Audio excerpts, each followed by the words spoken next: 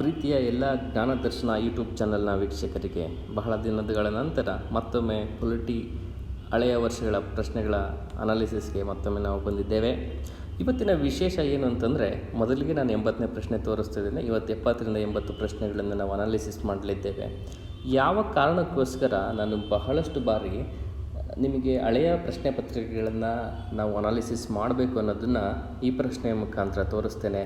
ನೀವು ಯಾರಾದರೂ ನಮ್ಮ ಈ ಪೊಲಿಟಿ ಕ್ವಶನ್ ಹಳೆಯ ವರ್ಷಗಳ ಕ್ವಶನ್ ಅನಾಲಿಸಿಸ್ನ ನೋಡಿದರೆ ಅದರ ಉತ್ತರ ನಿಮಗೆ ಈಗ ಸಿಗುತ್ತೆ. According to the national human rights Commission, ಇಲ್ಲಿರ್ತಕ್ಕಂಥದ್ದು ಹ್ಯೂಮನ್ ರೈಟ್ಸ್ ಕಮಿಷನ್ ಆ್ಯಕ್ಟ್ 1993. ಇದ್ರ ಬಗ್ಗೆ ಆಲ್ರೆಡಿ 1999ನಲ್ಲಿ ಅಂದರೆ ಒಂದು 4 ವರ್ಷಗಳ ಹಿಂದೆ ಈ ಪ್ರಶ್ನೆಗಳನ್ನ ಕೇಳಿರ್ತಾರೆ. ಮತ್ತು ಅದೇ ಪ್ರಶ್ನೆ ನಮ್ಮಲ್ಲಿ ರಿಪೀಟ್ ಆಗುತ್ತೆ. ಅದು ಯಾವ ರೀತಿಯಾಗಿ ರಿಪೀಟ್ ಆಗಿದೆ ಅನ್ನೋದನ್ನು ನಾವು ನೋಡೋಣ. ಇಲ್ಲಿ ಏನು ಅಂತಂದರೆ, ಪ್ರಶ್ನೆಯಲ್ಲಿ ಸರಳವಾದಂತಹ ಪ್ರಶ್ನೆ, ನ್ಯಾಷನಲ್ ಹ್ಯೂಮನ್ ರೈಟ್ಸ್ ಕಮಿಷನಲ್ಲಿ ಯಾರು ಚೇರ್ಮನ್ ಆಗ್ಬೋದು ಅಂತ. ಆಪ್ಷನ್ ಏನಿದೆ: A serving judge of the Supreme court, any serving judge of the high court, only A retired Chief Justice of India, only A retired Chief Justice of high court. ಇಲ್ಲಿ ಸಂದಿಗ್ಧ ಪರಿಸ್ಥಿತಿ ಸಿಗಾಕ್ಕೊಳ್ತಾರೆ. ಯಾಕೆಂತಂದರೆ ಮುಂಚೆ ಆದರೆ ಇದಕ್ಕೆ ಉತ್ತರ ಸಿ ಆಗಿರ್ತಿತ್ತು. ಇವಾಗ ರೀಸೆಂಟಾಗಿ ಒಂದು ನ್ಯಾಷನಲ್ ಹ್ಯೂಮನ್ ರೈಟ್ಸ್ ಕಮಿಷನ್ಗೆ ಸಂಬಂಧಪಟ್ಟಂತೆ ಒಂದು ಅಮೆಂಡ್ಮೆಂಟ್ ಆಗಿದೆ. ಅಮೆಂಡ್ಮೆಂಟ್ ಪ್ರಕಾರ ಈ ಉತ್ತರ ಆಗುತ್ತೆ. ಅದಕ್ಕೋಸ್ಕರ ನಾವು ಬ್ಲೈಂಡಾಗಿ ಯಾವುದೇ ಹಳೆಯ ಪ್ರಶ್ನೆ ಪತ್ರಿಕೆಗಳನ್ನ ಸಾಲ್ವ್ ಮಾಡಿದರೆ ನಮಗೆ ಯಾವುದೇ ಕಾರಣಕ್ಕೂ ಯಶಸ್ಸು ಸಿಗೋದಿಲ್ಲ. ಅದನ್ನು ತಾತ್ಕಾಲಿಕವಾಗಿ ಅಥವಾ ಸಮಕಾಲೀನವಾಗಿ ಏನಾದರೂ ತಿದ್ದುಪಡಿ ಆಗಿದೆ ಅನ್ನೋದು ನೋಡಬೇಕಾಗುತ್ತೆ. ಹಾಗಾಗಿ ಇದಕ್ಕೆ ಉತ್ತರ ಏನು ಅಂತಂದರೆ ಎ ಆಗುತ್ತೆ. ಇದು ಹಳೆಯ ಉತ್ತರ ಆಗುತ್ತೆ, retired Chief Justice of India. Now this has been amended. ಏನು ಅಮೆಂಡೆಡ್ ಆಗಿದೆ ಅನ್ನೋದನ್ನ ನಾವು ನೋಡೋಣ. Protection of Human Rights Act Bill ಅಂತೇಳಿ 2019ನಲ್ಲಿ ಆಗಿದೆ. ಇದ್ರ ಪ್ರಕಾರ ಏನಾಗುತ್ತೆ ಅಂತಂದರೆ, person has been a judge of the Supreme Court, ಅಂದರೆ judge of the Supreme Court ಆದರೂ ಕೂಡ ಸಾಕು. ಮುಂಚೆ ಇದು ರಾಂಗ್ ಆಗಿತ್ತು ಆಪ್ಷನ್ನು. ಬಟ್ ಇವಾಗಿನ ಪರಿಸ್ಥಿತಿನಲ್ಲಿ, ಸಮಕಾಲೀನ ಸ್ಥಿತಿನಲ್ಲಿ ಏನಾಗಿದೆ ಅಂತಂದರೆ ಉತ್ತರ ಏನಾಗುತ್ತೆ, ಎ ಆಗುತ್ತೆ. ನಾನು ಹೇಳಿದೆ ನಿಮಗೆ ಪ್ರಶ್ನೆ ರಿಪೀಟ್ ಆಗಿರುತ್ತೆ ಅಂತ. ಸರ್ ಇದು ಯಾವ ರೀತಿಯಾಗಿ ನಾವು ತಿಳ್ಕೊಳ್ಳೋದಂತ ನೀವೇನಾದರೂ ಕೇಳ್ತಿದ್ರೆ, ನೀವು ಯಾರಾದರೂ ನಮ್ಮದು ಕ್ವಶನ್ ಅನಾಲಿಸಿಸ್ ಸೀರೀಸ್ನ ನೋಡಿದರೆ 1999ರಲ್ಲಿ 19ನೇ ಕ್ವಶನ್ ನಮ್ಮ PPTನಲ್ಲಿರ್ತಕ್ಕಂಥದ್ದು ನೀವು ನೋಡಿದರೆ ಇದೇ ಪ್ರಶ್ನೆ ನ್ಯಾಷನಲ್ ಹ್ಯೂಮನ್ ರೈಟ್ಸ್ ಕಮಿಷನಿಗೆ ಸಂಬಂಧಪಟ್ಟಿದ್ದಂತಹ ಪ್ರಶ್ನೆಗಳು ಬಂದಿತ್ತು. ಅಂತಂದರೆ ಇಲ್ಲಿ ನಮಗೆ ಸರಳವಾಗಿ ತಿಳಿಯುವಂಥದ್ದು ಏನು ಅಂತಂದರೆ, ಸ್ಟಾಟಿಕ್ ಪೋರ್ಷನ್ನಲ್ಲಿ ಉದಾಹರಣೆಗೆ ಹಿಸ್ಟ್ರಿ ಆಗಿರ್ಬೋದು, ಜಿಯೋಗ್ರಫಿ ಆಗಿರ್ಬೋದು, ಪೊಲಿಟಿ ಆಗಿರ್ಬೋದು, ಎಕನಾಮಿ ಆಗಿರ್ಬೋದು, ಸ್ಟಾಟಿಕ್ ಪ್ರಶ್ನೆಗಳನ್ನು ಯಾವುದೇ ಕಾರಣಕ್ಕೂ ಬದಲಾಯಿಸೋದಕ್ಕಾಗೋದಿಲ್ಲ. ಕಾನ್ಸೆಪ್ಟ್ಸ್ ಯಾವತ್ತೂ ಬದಲಾಗೋದಿಲ್ಲ. ಈ ಕಾನ್ಸೆಪ್ಟ್ಸ್ ಆಧಾರಿತವಾಗಿ ನಾವು ಏನೇನು ಅಪ್ಡೇಟ್ಸ್ ಆಗಿದೆ ಅನ್ನೋದನ್ನು ನಾವು ನೋಡ್ಕೋಬೇಕಾಗುತ್ತೆ. ಅದಕ್ಕೋಸ್ಕರ ನಾನು ಏನು ಹೇಳೋದಕ್ಕೆ ಬಯಸ್ತೇನೆ ಅಂತಂದರೆ, ಹಳೆಯ ಪ್ರಶ್ನೆ ಪತ್ರಿಕೆಗಳನ್ನ ವಿಶ್ಲೇಷಣೆ ಮಾಡೋದ್ರಿಂದ ನಿಮಗೆ ಬಹಳಷ್ಟು ಅನುಕೂಲ ಮತ್ತು ಲಾಭಗಳು ದೊರೆಯುತ್ತೆ. Important Protection of Human Rights Bill 2019 ಏನೇನು ಇಂಪಾರ್ಟೆಂಟ್ ಅಮೆಂಡ್ಮೆಂಟ್ಸ್ ಇದೆ ಅದನ್ನು ನೋಡ್ಕೊಳ್ಳಿ. ಇವಾಗ ಯಾವುದೇ ಒಬ್ಬ ಜಡ್ಜು ಕೂಡ, ಸುಪ್ರೀಂ ಕೋರ್ಟ್ನ ಜಡ್ಜು ಕೂಡ ಹ್ಯೂಮನ್ ರೈಟ್ಸ್ ಕಮಿಷನ್ದು ಚೇರ್ಪರ್ಸನ್ ಆಗ್ಬೋದು. ಮುಂಚೆ ಕೇವಲ ಚೀಫ್ ಜಸ್ಟಿಸ್ ಆಫ್ ಇಂಡಿಯಾ ಆಗಿತ್ತು. ಅದಾದ ನಂತರ ಕೆಲವೊಂದು ಪ್ರಾವಿಷನ್ಸ್ ಇದೆ, ಆ ಪ್ರಾವಿಷನ್ಸ್ನ ಓದ್ಕೊಳ್ಳಿ. ಇದನ್ನು ನಾವು ಸುದೀರ್ಘವಾಗಿ 2ನೇ PPTನಲ್ಲಿ ನಾವು ನೋಡಿದ್ವಿ, ಅಂದರೆ 2ನೇ ಪಾರ್ಟ್ನಲ್ಲಿ ನಾವು ನೋಡಿದ್ವಿ. ಇನ್ನೊಂದು ಮುಖ್ಯವಾದ ಅನೌನ್ಸ್ಮೆಂಟ್ ಇದೆ. ಸೂಪರ್ 60 ಬ್ಯಾಚ್ ಅಂತೇಳಿ ನಾವು ಕನ್ನಡ ಮಾಧ್ಯಮದಲ್ಲಿ ತಯಾರಿ ನಡೆಸ್ತಾ ಇರ್ತಕ್ಕಂಥವರಿಗೆ ಒಂದು ಹೊಸ ಬ್ಯಾಚನ್ನ ಶುರು ಮಾಡಿದ್ವಿ. ಯಾರಾದರೂ ಆಸಕ್ತರಿದ್ದವರಿಗೆ ಅಥವಾ ನಿಮ್ಮ ಸ್ನೇಹಿತರು ಅಥವಾ ನಿಮ್ಮ ಜೂನಿಯರ್ಸ್ ಇದ್ದರೆ ಈ ಸಂದೇಶನ ಅವರಿಗೆ ಕಳಿಸಿ. ಅದೇ ರೀತಿಯಾಗಿ ಕನ್ನಡ ಸಾಹಿತ್ಯ ಯಾರಾದರೂ ಆಪ್ಷನಲ್ ಸಬ್ಜೆಕ್ಟ್ನ ತೆಗೆದುಕೊಂಡಿದ್ದರೆ ಅವರಿಗೂ ಕೂಡ ಕನ್ನಡ ಸಾಹಿತ್ಯ ರಾಕೇಶ್ ಸರ್ ನೇತೃತ್ವದಲ್ಲಿ ನಡೆಯುತ್ತೆ. ಅದನ್ನು ಕೂಡ ಈ ಸಂದೇಶನ ತಲುಪಿಸಿ ಅಂತ ಹೇಳ್ತಾ ಮುಂದಿನ ಪ್ರಶ್ನೆಗೆ ಹೋಗೋಣ. 71ನೇ ಪ್ರಶ್ನೆ, ಕ್ರಿಮಿನಲ್ ಕೋರ್ಟ್ ಆಫ್ ಇದು ಕೋರ್ಟಿಗೆ ಸಂಬಂಧಪಟ್ಟಿರ್ತಕ್ಕಂಥದ್ದು. The highest criminal court of the district is the court of district and session judge. The district judges are appointed by the governor in consultation with high court. ಸರಿಯಾಗಿದೆ. A person to be eligible for appointment as a district judge should be an advocate or a pleader of 7 years. ಜಡ್ಜನ್ನ ಯಾವ ರೀತಿಯಾಗಿ ಆಯ್ಕೆ ಮಾಡ್ಕೊಳ್ತಾರೆ ಅಂತ ಜುಡಿಷಿಯರಿಗೆ ಸಂಬಂಧಪಟ್ಟಂತೆ ನಾನು ಮುಂದಿನ ದಿನಗಳಲ್ಲಿ ಸಾಧ್ಯವಾದರೆ ಒಂದು ವಿಡಿಯೋ ಮಾಡ್ತೀನಿ. ಅಲ್ಲಿ ಇದ್ರ ಬಗ್ಗೆ ಸುದೀರ್ಘವಾಗಿ ಚರ್ಚಿಸೋಣ. 4ನೇ ಸ್ಟೇಟ್ಮೆಂಟ್ ಏನಾಗಿದೆ ಅಂದರೆ, when the sessions judge award death sentence, session judge awards death sentence, it must be confirm by the high court before it is carried out. ಇಲ್ಲಿ ಇರ್ತಕ್ಕಂಥ ಎಲ್ಲ ಅಂಶಗಳು ಕೂಡ ಸರಿಯಾಗಿದೆ. ಹಾಗಾಗಿ ಉತ್ತರ ಡಿ ಆಗುತ್ತೆ. ಇದ್ರ ಬಗ್ಗೆ ನಾವು ಜಡ್ಜಸ್ ಬಗ್ಗೆ ಅಥವಾ ಜುಡಿಷಿಯರಿ ಬಗ್ಗೆ ನಾವು ಇನ್ನೊಂದು ಮುಂದಿನ ದಿನಗಳಲ್ಲಿ ಸುದೀರ್ಘವಾದಂತಹ ಒಂದು ವಿಡಿಯೋಗಳನ್ನ ಮಾಡೋಣ. ಮುಂದಿನ ಪ್ರಶ್ನೆ 72. The speaker of the Lok Sabha is the power to adjourn. Speaker ಬಗ್ಗೆ ಕೇಳಿರ್ತಕ್ಕಂಥದ್ದು. Speaker of the Lok Sabha is the power to adjourn. ಇದನ್ನು ನಾನು ಪೊಲಿಟಿ ವಿಡಿಯೋದಲ್ಲಿ ಆಲ್ರೆಡಿ ಮಾಡಿದ್ದೇನೆ, ವಿಷನ್ 365 ಮಾಡೋ ಸಂದರ್ಭದಲ್ಲಿ. ಬಟ್ ಆದರೂ ಕೂಡ ಎಕ್ಸ್ಪ್ಲೈನ್ ಮಾಡ್ತೇನೆ. ಅಡ್ಜರ್ನ್ ಅಂದ್ರೇನು, ಸೈನ್ ಡೈ ಅಂದ್ರೇನು, ಪ್ರೊರೋಗೇಷನ್ ಅಂದ್ರೇನು ಅಂತ ಮಾತನಾಡಿದ್ದೇನೆ.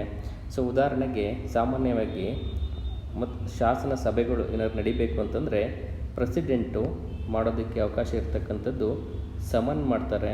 ಸಮನ್ ಅಂತಂದರೆ ಶಾಸನ ಸಭೆಯನ್ನು ಕರೆಯುವಂಥದ್ದು. ಅದಾದ ನಂತರ ಪ್ರೊರೋಗೇಷನ್ ಅಂತಂದರೆ ಅದನ್ನು ರದ್ದುಪಡಿಸುವಂಥದ್ದು. ಯಾರು ಮಾಡ್ತಾರೆ? ಪ್ರೆಸಿಡೆಂಟಿಗೆ ಮಾಡ್ತಕ್ಕಂಥ ಅವಕಾಶ ಇರ್ತಕ್ಕಂಥದ್ದು ಸಮನ್ ಮಾಡುವಂಥದ್ದು. ಅದಾದ ನಂತರ ಪ್ರೊರೋಗೇಷನ್ ಮಾಡುವಂಥದ್ದು. ಇದ್ರ ನಡುವೆ ಇನ್ ಬಿಟ್ವೀನಲ್ಲಿ ಬರ್ತಕ್ಕಂಥವರು ಸ್ಪೀಕರ್ ರೋಲ್ ಏನಿರುತ್ತೆ ಅಂತಂದರೆ ಸ್ಪೀಕರು ಅಡ್ಜರ್ನ್ ಮಾಡ್ಬೋದು. ಅದಾದ ನಂತರ ಸೈನ್ ಡೈ ಅಂತ ಕರಿತೇವೆ. ಅಡ್ಜರ್ನ್ ಅಂತಂದರೆ ಏನು ಅಂತಂದರೆ ಇವತ್ತು ಏನು ಸಭೆ ನಡೀತಿದೆಯಲ್ಲ ಆ ಕಲಾಪನ್ನು ನಾನು ತಾತ್ಕಾಲಿಕವಾಗಿ ಮುಂದೂಡಲಾಗಿದ್ದೇನೆ ಅಂತ ಹೇಳಿ ಮತ್ತೆ ನಾವು ಯಾವಾಗ ಸಭೆಯನ್ನು ಸೇರ್ತೇವೆ ಅಂತೇಳಿ ಒಂದು ಡೇಟನ್ನು ಅವರು ಕೊಡ್ತಾರೆ. ಅದಕ್ಕೆ ಅಡ್ಜರ್ನ್ ಅಂತ ಹೇಳ್ತಾರೆ. ಸೈನ್ ಡೈನಲ್ಲಿ ಏನಾಗುತ್ತೆ ಅಂತಂದರೆ ಕಲಾಪನ ಮುಂದೂಡ್ತಾರೆ, ಆದರೆ ಡೇಟನ್ನು ನಮೂದಿಸೋದಿಲ್ಲ. ಯಾವತ್ತು ನಾವು ಮುಂದಿನ ಬಾರಿಗೆ ನಾವು ಇಲ್ಲಿ ಮತ್ತೆ ಕಲಾಪಕ್ಕೆ ಸೇರ್ತೇವೆ ಅಂತೇಳಿ ಸೈನ್ ಡೈನಲ್ಲಿ ಹೇಳೋದಿಲ್ಲ. ಆದರೆ ಅಡ್ಜರ್ನ್ ಮಾಡೋ ಸಂದರ್ಭದಲ್ಲಿ ಡೇಟನ್ನು ನಮೂದಿಸ್ತಾರೆ. ಇದನ್ನು ಮಾಡ್ತಕ್ಕಂಥವ್ರು ಯಾರು? ಸ್ಪೀಕರ್ ಮಾಡೋದಕ್ಕೆ ಅವಕಾಶ ಇರ್ತಕ್ಕಂಥದ್ದು ಅಡ್ಜರ್ನು ಮತ್ತು ಸೈನ್ ಡೈ. ಪ್ರೆಸಿಡೆಂಟ್ ಮಾಡೋದಕ್ಕೆ ಅವಕಾಶ ಇರ್ತಕ್ಕಂಥದ್ದು ಸಮನ್ನು ಮತ್ತು ಪ್ರೊರೋಗೇಷನ್ ಅಂತಂದರೆ ಕೀವರ್ಡ್ ನೆನ್ಪಿಟ್ಕೊಳ್ಳಿ ಕನ್ನಡದ ವಿದ್ಯಾರ್ಥಿಗಳು. ಪ್ರೊರೋಗೇಷನ್ ಅಂತಂದರೆ ಕಲಾಪನ ರದ್ದುಗೊಳಿಸುವಂಥದ್ದು. ಸಮನ್ ಅಂತಂದರೆ ಕಲಾಪಕ್ಕೆ ಆದೇಶ ಹೊರಡಿಸುವಂಥದ್ದು. ಮೊದಲನೇ ಸ್ಟೇಟ್ಮೆಂಟ್ನಲ್ಲಿ ಇವೆರಡಕ್ಕೆ ಡೆಫಿನೇಷನ್ ತಿಳ್ಕೊಂಡಿದ್ರೆ ನಮಗೆ ಉತ್ತರ ಸಿಗ್ತದೆ. Only the president who can summon the house ಸರಿಯಾಗಿದೆ. Unless sooner dissolved or there is an extension of the term there is an automatic dissolution ಅಂತಂದರೆ ವಿಸರ್ಜನೆ of the Lok Sabha by efflux of time at the end of the period of 5 years 5 ವರ್ಷ ಆದ ನಂತರ ಏನಾಗುತ್ತೆ ಅಂತ. Even if no formal order of the dissolution is issued by the president. ಸಾಮಾನ್ಯವಾಗಿ president ಈ ವಿಧಾನಸಭೆ ಅಥವಾ ಲೋಕಸಭೆ ವಿಸರ್ಜನೆಗೊಳ್ಳುತ್ತೆ ಅಂತೇಳಿ ಒಂದು ಆರ್ಡರ್ನ ಹೊರಡಿಸ್ತಾರೆ. ಅಕಸ್ಮಾತ್ ಅವರು 5 ವರ್ಷ ಅವಧಿ ಮುಗಿದಿರುತ್ತೆ ಅಂತ ತಿಳ್ಕೊಳ್ಳಿ. 5 years ಅವಧಿ ಮುಗಿದಿದೆ. 5 years ಅವಧಿ ಮುಗಿದಿದ್ರೂ ಕೂಡ ಪ್ರೆಸಿಡೆಂಟು ಡಿಸಲ್ಯೂಷನ್ ಅಂದರೆ ವಿಸರ್ಜನೆಯ ಒಂದು ಆರ್ಡರ್ನ ಹೊರಡಿಸಿಲ್ಲ ಅಂತಂದರೆ ಅದು ಆಟೋಮೆಟಿಕ್ಕಾಗಿ ಡಿಸಲ್ಯೂಷನ್ ವಿಸರ್ಜನೆ ಆಗುತ್ತೆ ಅಂತಕ್ಕಂಥದ್ದು ಇದು ಸರಿಯಾಗಿದೆ. The speaker of the Lok Sabha continues in office even after the dissolution of the house and until immediately before the first meetings of the house. Speaker ಬಗ್ಗೆ ನೀವು ಏನಾದರೂ ಸರಿಯಾಗಿ ತಿಳ್ಕೊಂಡಿದ್ರೆ ಈ ಸ್ಟೇಟ್ಮೆಂಟ್ ಕರೆಕ್ಟ್ ಆಗಿದೆ. ಸ್ಪೀಕರು ಯಾವಾಗಲೂ ಡಿಸಲ್ಯೂಷನ್ ಆದ ನಂತರ ಅವರ ಸದಸ್ಯತ್ವ ರದ್ದಾಗೋದಿಲ್ಲ.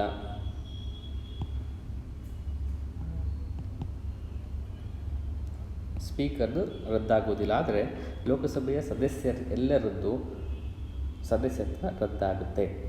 ಉತ್ತರ ಏನಿದೆ ನೋಡೋಣ.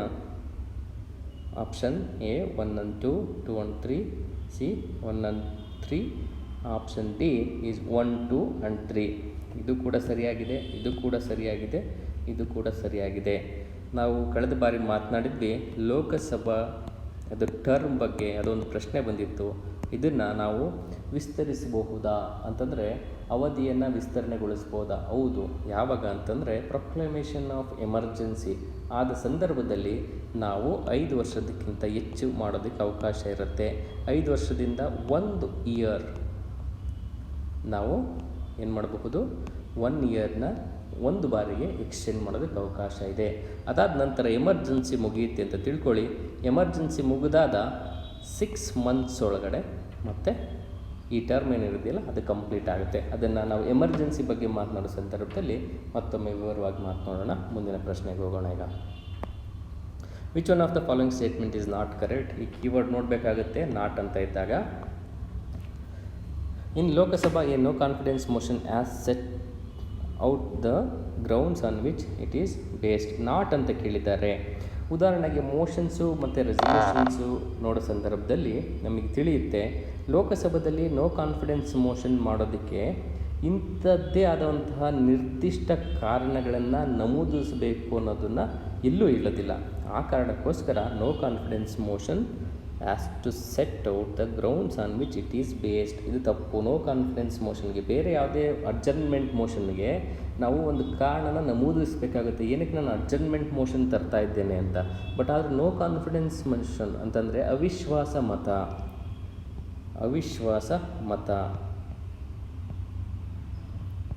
ಇದನ್ನು ತರೋದಕ್ಕೆ ಯಾವುದೇ ಆದಂತಹ ನಿರ್ದಿಷ್ಟ ಕಾರಣಗಳನ್ನು ಕೊಡೋ ಅವಶ್ಯಕತೆ ಇರೋದಿಲ್ಲ. ಸೊ ಹಾಗಾಗಿ ಮೊದಲನೇ ಸ್ಟೇಟ್ಮೆಂಟ್ ನೋಡಿದ ತಕ್ಷಣ ಈ ಸ್ಟೇಟ್ಮೆಂಟ್ ತಪ್ಪಾಗಿದೆ ಅಂತ ತಿಳ್ಕೊಬಹುದು. ಅದಾದ ನಂತರ ಇನ್ನೊಂದು ನೀವು ಸ್ಟೇಟ್ಮೆಂಟ್ಗಳು ನೋಡಿದರೆ ನಿಮಗೆ ಅರ್ಥ ಆಗ್ತದೆ. ಕೊನೆ ಸ್ಟೇಟ್ಮೆಂಟಿಗೆ ಬಂದರೆ Rajya Sabha is not empowered to entertain the motion of no confidence. Rajya Sabha ಆಗಲಿ ವಿಧಾನ ಪರಿಷತ್ ಆಗಲಿ ಅಲ್ಲಿ ನಾವು ಅವಿಶ್ವಾಸ ಮತಗಳನ್ನು ಮಂಡಿಸೋದಕ್ಕೆ ಸಾಧ್ಯ ಇಲ್ಲ. ಅದನ್ನು ನಮಗೆ ಗೊತ್ತಿರಬೇಕು. ಅದೇ ರೀತಿ ಮನಿ ಬಿಲ್ ಅಂತಕ್ಕಂಥದ್ದನ್ನು ಕೇವಲ ಲೋಕಸಭಾ ಹಾಗೂ ವಿಧಾನಸಭೆಯಲ್ಲಿ ಮಾತ್ರ ಮಂಡಿಸೋದಕ್ಕೆ ಸಾಧ್ಯ ಇರ್ತಕ್ಕಂಥದ್ದು. ಇದು ಎಕ್ಸ್ಟ್ರಾ ಇನ್ಫಾರ್ಮೇಷನ್ ನಾನು ನಿಮ್ಗೆ ಹೇಳ್ತಿದ್ದೇನೆ. 73ಕ್ಕೆ ಉತ್ತರ ನಮಗೆ ದೊರೆತಿದೆ. 74ಕ್ಕೆ ಹೋಗೋಣ. Which one of the following statements correctly describes the 4th schedule of the constitution of India. ಸ್ನೇಹಿತರೆ, ಈ ಸ್ಕೆಡ್ಯೂಲ್ಸ್ ಬಗ್ಗೆ ನಾನು ಎಷ್ಟು ಪ್ರಶ್ನೆಗಳು ನೋಡಿದ್ದೀವಿ ಅಂತಂದರೆ ನಿಮಗೂ ತಿಳಿದಿರುತ್ತೆ. ಭಾಳಷ್ಟು ಬಾರಿ ಸರಳವಾದಂಥ ಪ್ರಶ್ನೆಗಳನ್ನ ಸ್ಕೆಡ್ಯೂಲ್ ಬಗ್ಗೆ ಕೇಳಿದ್ದಾರೆ. ಇಷ್ಟೊತ್ತಿಗಾಗಲೇ ನೀವೇನಾದರೂ ಸ್ಕೆಡ್ಯೂಲ್ನ 1ರಿಂದ 12 ತನಕ ತಿಳ್ಕೊಂಡಿಲ್ಲ ಅಂತಂದರೆ ದಯಮಾಡಿ ನೀವು ಈ ಸ್ಕೆಡ್ಯೂಲ್ಸ್ಗಳನ್ನ ಅಲ್ಲಿರ್ತಕ್ಕಂಥ ಡಿಸ್ಕ್ರಿಪ್ಷನ್ಸ್ನು ಕೂಡ ಸರಿಯಾಗಿ ಓದ್ಕೊಳ್ಳಿ ಸ್ನೇಹಿತರೆ. ಇಲ್ಲಿ ಬಹಳಷ್ಟು ಪ್ರಶ್ನೆಗಳು ಬರುವಂಥ ಸಾಧ್ಯತೆಗಳಿರುತ್ತೆ. ಇದು ಸರಳವಾದಂಥ ಪ್ರಶ್ನೆಗಳು ಬರುತ್ತೆ. ಆಗ ಯಾವುದೇ ಕಾರಣಕ್ಕೂ ನಾವು ಮಿಸ್ ಮಾಡಲೇಬಾರ್ದು ಅಂತಕ್ಕಂಥದ್ದು ನನ್ನ ಆಶಯ. 4ನೇ ಸ್ಕೆಡ್ಯೂಲ್ ನಿಮಗೆ ಗೊತ್ತಿರ್ತದೆ ಉತ್ತರ ಏನು ಅಂತ. ಅದಕ್ಕೆ ಹೇಳೋ ಅವಶ್ಯಕತೆ ಇಲ್ಲ. ಕೌನ್ಸಿಲ್ಸ್ ಆಫ್ ಸ್ಟೇಟ್ಸ್ಗೆ ಸೀಟ್ಸ್ನ ಅಲೋಕೇಟ್ ಮಾಡ್ತಕ್ಕಂಥದ್ದು. 75ನೇ ಪ್ರಶ್ನೆ, the resolution for removing the vice president of India. So vice president ಬಗ್ಗೆ ಕೆಲವೊಮ್ಮೆ ಪ್ರೆಸಿಡೆಂಟ್ ಬಗ್ಗೆ ಕೇಳ್ತಾರೆ. ಪ್ರೆಸಿಡೆಂಟ್ನ ಕೇಳಿದಾಗ ಇಂಪೀಚ್ಮೆಂಟ್ ಯಾವ ರೀತಿ ಅಂತ. ಇಲ್ಲಿ ಇಂಪೀಚ್ಮೆಂಟ್ ಅಂತ ಕರೆಯೋದಿಲ್ಲ, ರಿಮೂವಿಂಗ್ ಅಂತ ಕರಿತೀವಿ. ಸೊ ವೈಸ್ ಪ್ರೆಸಿಡೆಂಟ್ ಬಗ್ಗೆ ನೀವು ಸ್ವಲ್ಪ ತಿಳ್ಕೊಬೇಕಾಗುತ್ತೆ. ಇದು ರೆಸಲ್ಯೂಷನ್ ಎಲ್ಲಿ ಮೂವ್ ಮಾಡ್ತಾರೆ ಅಂತಕ್ಕಂಥ ಕೇಳಿದಾಗ ಇದಕ್ಕೆ ಉತ್ತರ ಏನಾಗಿದೆ ಅಂತಂದರೆ ರಾಜ್ಯಸಭೆಯಲ್ಲಿ ಮಾತ್ರ ಕೇಳ್ತಾರೆ. ಅದಾದ ನಂತರ ರಾಜ್ಯಸಭೆಯಲ್ಲಿ ಈ ರೆಸಲ್ಯೂಷನ್ನ ಮೂವ್ ಮಾಡೋದಕ್ಕೆ ಅವ್ರಿಗೆ ಮಾತ್ರ ಅವಕಾಶ ಇರ್ತಕ್ಕಂಥದ್ದು. ಅದಾದ ನಂತರ ಲೋಕಸಭೆಯಲ್ಲೂ ಕೂಡ ಮನ್ನಣೆ ಪಡೆದುಕೊಂಡು ವೈಸ್ ಪ್ರೆಸಿಡೆಂಟ್ನ ನಾವು ತೆಗೆಯೋದಕ್ಕೆ ಅವಕಾಶ ಇದೆ. ಸೊ ವೈಸ್ ಪ್ರೆಸಿಡೆಂಟ್ ಎಲೆಕ್ಷನ್ ಯಾವ ರೀತಿ ನಡೆಯುತ್ತೆ, ಇಲ್ಲಿ ಎಲೆಕ್ಟ್ರಲ್ ಕಾಲೇಜ್ ಏನು ಅಂತ ಗೊತ್ತಿರಬೇಕು. ಕಳೆದ ಬಾರಿ ನಾವು ಪ್ರೆಸಿಡೆಂಟ್ದು ಎಲೆಕ್ಟ್ರಲ್ ಕಾಲೇಜ್ ಏನಂತ ತಿಳ್ಕೊಂಡಿದ್ವಿ. ಅಂದರೆ ಮತ ಹಾಕುವಂತಹ ಸದಸ್ಯರು ಯಾರು ಅಂತ ಪ್ರೆಸಿಡೆಂಟಿಗೆ ಯಾರಿಗಾರು ತಿಳಿದಿದ್ದರೆ ವೈಸ್ ಪ್ರೆಸಿಡೆಂಟಿಗೆ ಎಲೆಕ್ಟ್ರಲ್ ಕಾಲೇಜ್ ಯಾರು ಅಂತ ಹೇಳಿ ಪ್ರಶ್ನೆ ನಂಬರ್ ಹಾಕಿ ಇದಕ್ಕೆ ನೀವು ಉತ್ತರಗಳನ್ನ ಮಾಡಿ. ಈಗ ಮುಂದಿನ ಪ್ರಶ್ನೆಗೆ ಹೋಗೋಣ. ಸಾಧ್ಯವಾದಷ್ಟು ಜನ ಇದಕ್ಕೆ ಉತ್ತರ ಮಾಡ್ತಾ ಇದ್ದೀರಾ ಅಂತ ಅಂದ್ಕೊಳ್ತೇನೆ. ಇದಕ್ಕೆ ಉತ್ತರ ಮಾಡಿ. ವೈಸ್ ಪ್ರೆಸಿಡೆಂಟಿಗೆ ಎಲೆಕ್ಟ್ರಲ್ ಕಾಲೇಜ್ ಯಾರು ಓಟ್ ಹಾಕ್ತಾರೆ ಅಂತ.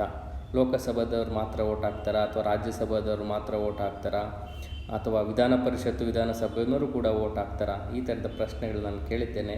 ನಿಮಗೆ ತಿಳಿದಿದ್ದರೆ ಅದಕ್ಕೆ ಉತ್ತರ ಮಾಡಿ. ಇಲ್ಲದೆ ಹೋದರೆ ವೈಸ್ ಪ್ರೆಸಿಡೆಂಟ್ ಬಗ್ಗೆ ವಿಸ್ತಾರವಾಗಿ ಓದ್ಕೊಳ್ಳಿ. 76ನೇ ಪ್ರಶ್ನೆಗೆ ಹೋಗ್ತಾ ಇದ್ದೇವೆ. ಇದು ಕೂಡ ನಾನು ಎಲೆಕ್ಷನ್ ಸಂಬಂಧಪಟ್ಟಂತೆ ಒಂದು ವಿಡಿಯೋ ಕೂಡ ಮಾಡಿ ಹಾಕಿದ್ದೆ. ಅದನ್ನು ನೋಡಿದರೆ ಇವತ್ತು ನೀವು ಆನ್ಸರ್ ಮಾಡ್ತೀರಾ. ಎಲೆಕ್ಷನ್ಗೆ ಸಂಬಂಧಪಟ್ಟಂತೆ, ಎಲೆಕ್ಷನ್ ಕಮಿಷನಿಗೆ ಸಂಬಂಧಪಟ್ಟಂತೆ superintendent and direction and conduct of free and fair elections ಅದರ ಡ್ಯೂಟಿ ಆಗಿದೆ. Preparation of electoral rolls for the elections of parliament, state legislature and the office of president ಮತ್ತು ವೈಸ್ ಪ್ರೆಸಿಡೆಂಟ್ಗೆ. ಮತ್ತು ಕೆಲವೊಮ್ಮೆ ಇದು ಕೊಡ್ತಾ ಇನ್ನೊಂದು ಸ್ಟೇಟ್ಮೆಂಟ್ನ ಅವರು ಹಾಕೋದಕ್ಕೆ ಸಾಧ್ಯತೆ ಇರುತ್ತೆ. ಲೋಕಲ್ ಬಾಡೀಸಿಗೂ ಎಲೆಕ್ಟ್ರಲ್ ರೋಲ್ನ ಮಾಡ್ತಾರೆ ಅಂತ ಏನಾದ್ರು ಕೇಳಿದರೆ ಅದು ತಪ್ಪಾಗ್ಬಿಡುತ್ತೆ. ಸೊ ನಾವು ಪ್ರಶ್ನೆಯಲ್ಲಿ ಕೊಟ್ಟಿರ್ತಕ್ಕಂಥ ಸ್ಟೇಟ್ಮೆಂಟ್ನ ಸರಿಯಾಗಿ ಓದುವಂತಹ ಅವಶ್ಯಕತೆ ಇರುತ್ತೆ. ಇಲ್ಲಿ parliament, state legislature, office of the president, vice president ಅಂದರೆ ಇದಿಷ್ಟಕ್ಕೆ ಮಾತ್ರ ಎಲೆಕ್ಷನ್ನ ಅವ್ರು ಕಂಡಕ್ಟ್ ಮಾಡ್ತಾರೆ. ಅದೇ ರೀತಿ ಲೋಕಲ್ ಬಾಡೀಸ್ಗೆ ಮತ್ತು ಪಂಚಾಯತ್ ರಾಜ್ ಸಿಸ್ಟಮ್ಗೆ ಸ್ಟೇಟ್ ಎಲೆಕ್ಷನ್ ಕಮಿಷನ್ ಇರ್ತದೆ. ಸ್ಟೇಟ್ ಎಲೆಕ್ಷನ್ ಕಮಿಷನ್ನು ಕಂಡಕ್ಟ್ ಮಾಡ್ತದೆ, ಅದು ಗೊತ್ತಿರಲಿ. ಇಲ್ಲಿರ್ತಕ್ಕಂತಹ ಏನು ಎಲೆಕ್ಟ್ರಲ್ ರೋಲ್ಸ್ ಇದೆಯಲ್ಲ ಅದನ್ನು ಸ್ಟೇಟ್ ಎಲೆಕ್ಷನ್ ಕಮಿಷನ್ನು ಸಪ್ರೇಟಾಗಿ ಮತ್ತೊಮ್ಮೆ ತಯಾರಿಸುತ್ತೆ. ಇದೇನಾಗ್ತದೆ ಅಂದರೆ ಡೂಪ್ಲಿಕೇಟ್ ಆಗುತ್ತೆ. ಮತದಾರರ ಪಟ್ಟಿ, ಚುನಾವಣೆಯಲ್ಲಿ ಗುರುತಿನ ಚೀಟಿ ಅಂತ ಏನು ಬರುತ್ತಲ್ಲ, ಇದಕ್ಕೂ ಮತ್ತು ಸಪ್ರೇಟಾಗಿ ಸ್ಟೇಟ್ ಎಲೆಕ್ಷನ್ ಕಮಿಷನ್ ಮಾಡುತ್ತೆ. ಈ ಎಲೆಕ್ಷನ್ಗಳಿಗೆ ಚೀಫ್ ಎಲೆಕ್ಷನ್ ಕಮಿಷನ್ ಏನಿದೆ, ಎಲೆಕ್ಷನ್ ಕಮಿಷನ್ ಆಫ್ ಇಂಡಿಯಾ ಮಾಡ್ತದೆ. ಸೊ ಇದೇನಾಗುತ್ತೆ, ಇದು ಒಂಥರ ಡೂಪ್ಲಿಕೇಟ್ ಆಫ್ ಎಕ್ಸಸೈಸ್ ಆಗುತ್ತೆ. ಅದಕ್ಕೋಸ್ಕರನೇ ಸುಧಾರಣೆಗಳು ಅಂತ ಏನು ಬಯಸ್ತಾರಲ್ಲ ಚೀಫ್ ಎಲೆಕ್ಷನ್ ಕಮಿಷನ್ನು ಅಥವಾ ಎಲೆಕ್ಷನ್ ಕಮಿಷನ್ ಆಫ್ ಇಂಡಿಯಾ ಸುಧಾರಣೆಗಳನ್ನು ಬಯಸಿದಾಗ ಇದನ್ನು ಕೂಡ ಅಲ್ಲಿ ನಮೂದಿಸಲಾಗಿದೆ. ಈ ಥರದ್ದು ಡೂಪ್ಲಿಕೇಟ್ ಎಕ್ಸಸೈಸ್ ಮಾಡೋ ಅವಶ್ಯಕತೆ ಇಲ್ಲ, ಒಂದೇ ಗುರುತಿನ ಚೀಟಿ ಇದ್ದರೆ ಒಳ್ಳೆಯದು ಅಂತ ಹೇಳುತ್ತೆ. ಆಮೇಲೆ 4ನೇ ಪ್ರಶ್ನೆ, ಮೂರನೇ ಸ್ಟೇಟ್ಮೆಂಟ್ ನೋಡೋಣ. Giving recognition of political parties and allotting election symbol to the political parties and individual contesting the election. 1, 2, 3 statement correct ಆಗಿದೆ. 4ನೇ ಸ್ಟೇಟ್ಮೆಂಟ್ಗೆ ಹೋಗೋಣ. Proclamation of final verdict in case of the election disputes. ಇದ್ರ ಬಗ್ಗೆಯೂ ಕೂಡ ನಾನು ಮಾತನಾಡಿದ್ದೆ.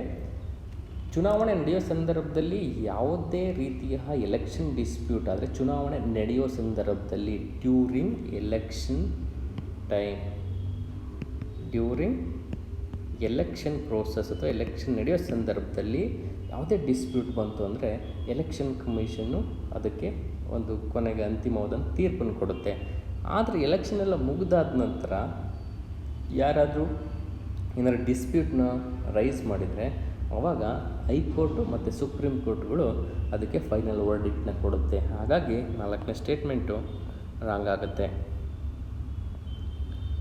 ನೀವು ಯಾರಾದರೂ ಎಲೆಕ್ಷನ್ ಕಮಿಷನ್ ಬಗ್ಗೆ ಸುದೀರ್ಘವಾದಂತಹ ವಿಡಿಯೋ ನೋಡಿಲ್ಲ ಅಂತಂದರೆ ನಮ್ಮ ಯೂಟ್ಯೂಬ್ಗೆ ಹೋಗಿ ಅಲ್ಲಿ ಪೊಲಿಟಿ ಅಂತೇಳಿ ಪ್ಲೇ ಲಿಸ್ಟ್ ಇದೆ. ಆ ಪೊಲಿಟಿ ಪ್ಲೇ ಲಿಸ್ಟ್ನಲ್ಲಿ ಎಲೆಕ್ಷನ್ ಕಮಿಷನ್ ಅಂತ ಹೇಳಿ ಚುನಾವಣಾ ಆಯೋಗದ ಕಾರ್ಯ, ಅಧಿಕಾರ ಮತ್ತು ಸುಧಾರಣಾ ವರದಿ ಇದರ ಬಗ್ಗೆ ನಾವು ವಿಸ್ತೃತವಾದಂತಹ ವಿಡಿಯೋ ಮಾಡಿದ್ದೇನೆ. ಅದರಲ್ಲಿ state election commission, election commission of India ಇವೆರಡಕ್ಕೂ ಡಿಫ್ರೆನ್ಸ್ ಏನು, ನ್ಯಾಷನಲ್ ಪಾರ್ಟಿನ ಯಾವ ಥರ ರೆಕಗ್ನೈಸ್ ಮಾಡ್ತಾರೆ, ಸುಧಾರಣೆಗಳು, ಇದು ಮೇನ್ಸಿಗೆ ಬಹಳ ಇಂಪಾರ್ಟೆಂಟು. ಅದಾದ ನಂತರ ಎಲೆಕ್ಟ್ರಲ್ ಬಾಂಡ್ಸು ಪ್ರಿಲಿಮ್ಸಿಗೆ ಬಹಳ ಇಂಪಾರ್ಟೆಂಟು. ಈ ವಿಡಿಯೋನ ಯಾರಾದರೂ ನೋಡಿಲ್ಲ ಅಂತಂದರೆ ಹೋಗ್ಬಿಟ್ಟು ನೋಡಿ. 324 superintendence direction and control of elections to be vested in the election commission. ಈ ಆರ್ಟಿಕಲ್ಸ್ಗಳನ್ನ ಸಾಧ್ಯವಾದರೆ ನೀವು ಸ್ನ್ಯಾಪ್ಶಾಟ್ ತೆಗೆದುಕೊಂಡು ಅಥವಾ ಬರ್ಕೊಳ್ಳಿ, ನೋಟ್ಸ್ ಮಾಡ್ಕೊಳ್ಳಿ.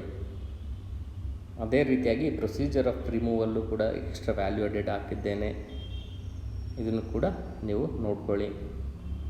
ಈಗ 77ನೇ ಪ್ರಶ್ನೆಗೆ ಹೋಗ್ತಿದ್ದೇನೆ. With reference to the Indian parliament which one of the following is not correct. ಇಲ್ಲಿ ನಾನು ಬೋಲ್ಡ್ ಮಾಡಿದ್ದೇನೆ ನನ್ನ PPTನಲ್ಲಿ. ನೀವು UPSC ಪ್ರಶ್ನೆ ಪತ್ರಿಕೆಗಳನ್ನ ನೋಡೋ ಸಂದರ್ಭದಲ್ಲಿ ಹುಷಾರಾಗಿ ನೋಡಬೇಕಾಗುತ್ತೆ.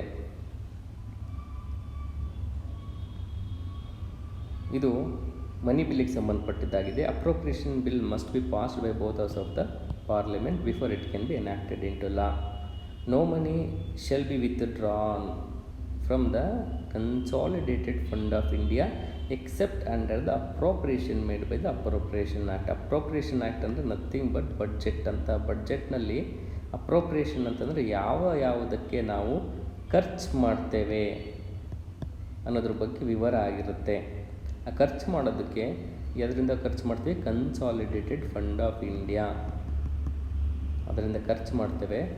ಪಾರ್ಲಿಮೆಂಟ್ನ ಅನುಮತಿ ಇಲ್ಲದೆ ಯಾವುದೇ ಕಾರಣಕ್ಕೂ ನಾವು ಹಣನ ತೆಗೆದಿದ್ದಕ್ಕೆ ಅವಕಾಶ ಇಲ್ಲ.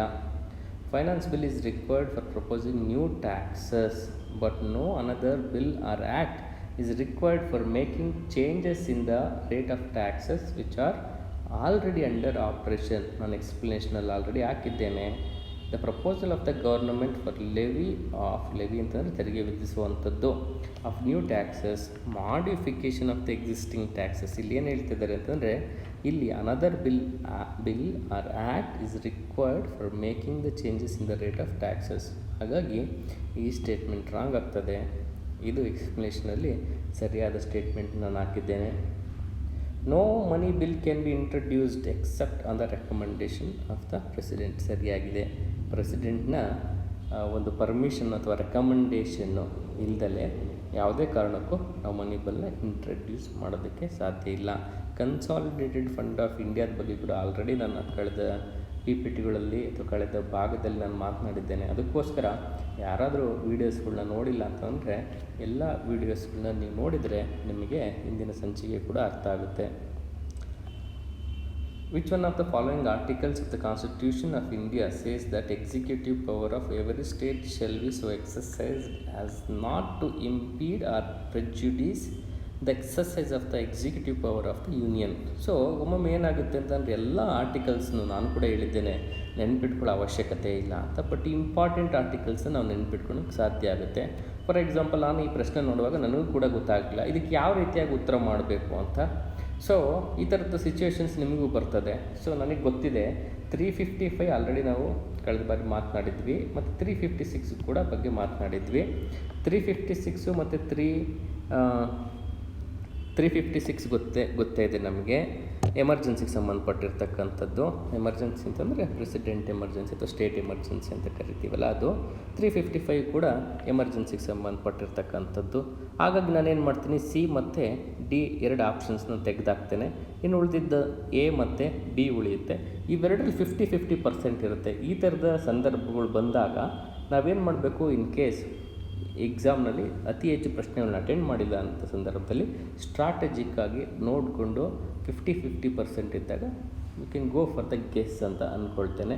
ಇದು ಯಾವಾಗ ಅಂತಲೂ ಕೂಡ ಮುಂದಿನ ವೀಡಿಯೋಗಳಲ್ಲಿ ಪ್ರಿಲಿಮ್ಸ್ ಹತ್ರ ಬರ್ತಾ ಇರುತ್ತಲ್ಲ ಆ ಸಂದರ್ಭದಲ್ಲಿ ಡಿಸ್ಕಸ್ ಮಾಡೋಣ.